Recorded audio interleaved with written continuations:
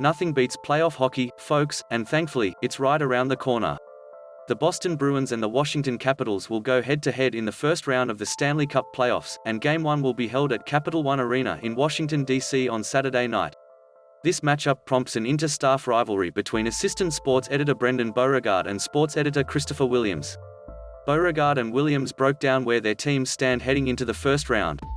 Boston Bruins, Brendan Beauregard's state of the team. Boston comes rolling into the playoffs with a 1 April 12 record since the trade deadline, good for third place in the MassMutual East Division.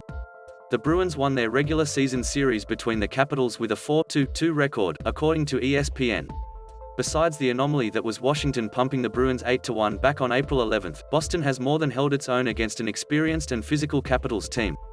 With new additions and a predominantly healthy lineup, this Bruins team has a better chance of going the distance compared to the one that started this season, and one new Bruin could play a huge role in the playoff.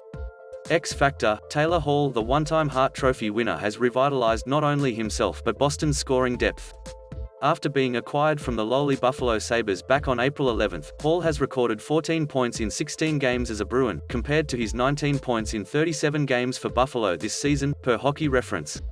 Hall plays a different role for Boston than he has in previous playoff trips. With the New Jersey Devils and Arizona Coyotes, Hall was the top guy.